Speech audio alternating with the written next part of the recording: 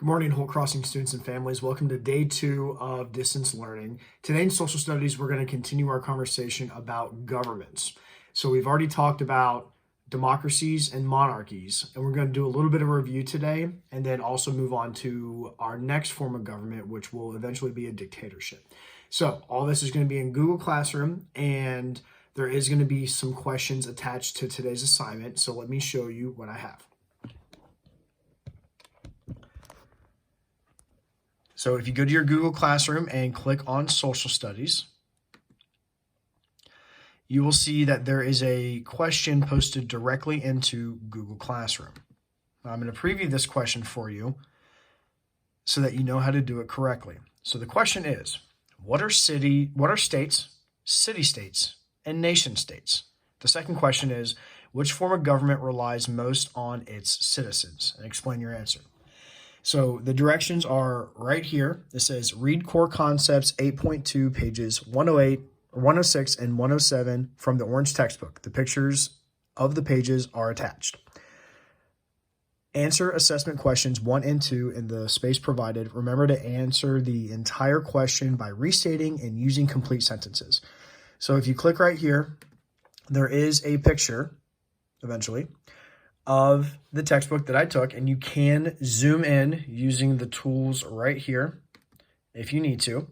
But I'm going to go ahead and read to you the pages so that you can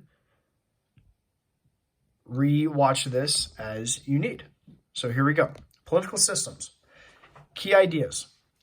Types of states have varied throughout history. There are many different kinds of government. Key terms: state, city-state, empire, democracy, nation-state, monarchy, authoritarian, and communism. Here we go. A state is a region that shares a common government. The first real states, called city-states, developed in Southwest Asia more than 5,000 years ago. A city-state is an independent state consisting of a city and its surrounding territory. Later, some military leaders conquered large areas and rule them as empires. An empire is a state containing several countries. Geographic features such as rivers and mountains sometimes help governments control territory by protecting against invasion. And we're going to continue on this page. Nation states. Today, most states are nation states. A nation state is a state that is independent of other states. The United States is an example of a nation state. We often use the general words nation or country to refer to nation states. All nation states have some common features. For example, nation states have specific territory with clearly defined borders. Nation states have governments, laws, and authority over citizens. Most are divided into smaller states or provinces that contain cities and towns. Forms of government. Each state has a government, but there are many different kinds of government. Throughout history, most states were autocracies, ruled by a single person, or oligarchies, ruled by a small group of people. Today, however, many states have some form of democracy in which citizens hold political power. And I will let you go through on your own to read about democracy, which should be a review, as well as monarchy, which should be a review, and then authoritarian government.